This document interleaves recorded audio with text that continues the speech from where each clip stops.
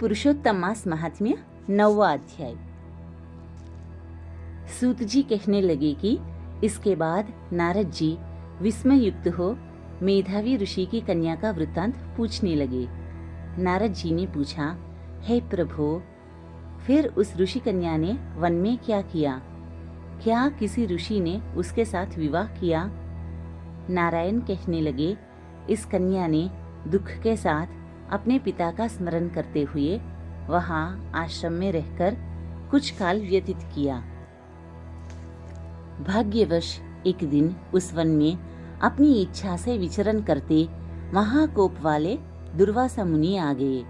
आश्रम में मुनि को आता हुआ देखकर शोक सागर में डूबी हुई उस कुमारी ने उठकर धीरज धारण करके मुनि के चरणों में नमस्कार किया। नमस्कार करके मुनि को अपने आश्रम में ले आई। अर्घ्य, पाद्य और वन के नाना प्रकार के फलों से आदर करके मुनि का पूजन किया। फिर मुनि कन्या आदर से कहने लगी, हे मुनि, आपको नमस्कार है।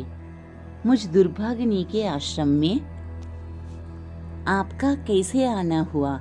आपके आने से मेरे भाग्य का उदय हो गया, अथवा मेरे पिता के पुण्य प्रताप से मुझको समझाने के लिए आप आए हैं।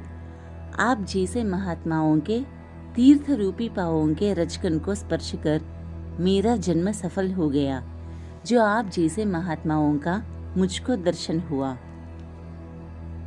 इस प्रकार कहकर यह बाला उनके आगे चुपचाप होकर बैठ गई।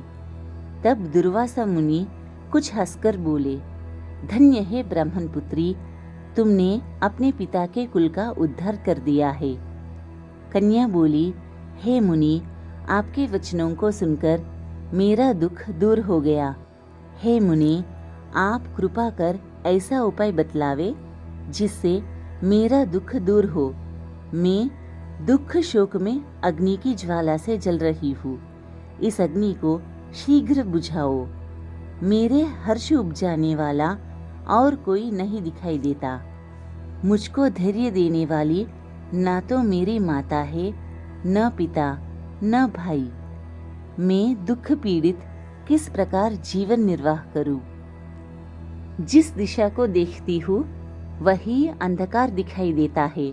अतः हे तपोनिधे, मेरे दुख को दूर करने का उपाय जल्दी करिए। ऐसा कहकर वह बाला उनके आगे बैठ गई। दुर्वासा मुनि उसके उपाय के वास्ते सोचने लगे। श्री नारायण कहने लगे, हे नारद, इस प्रकार मुनि कन्या के वचनों को सुनकर मुनि दुर्वासा विचार कर अत्यंत कृपा करके इस बाला को देखकर कुछ हितकारक वचन बोले। श्री पुरुषोत्तम मास महात्म्य 9वां अध्याय समाप्त। जय श्री कृष्ण।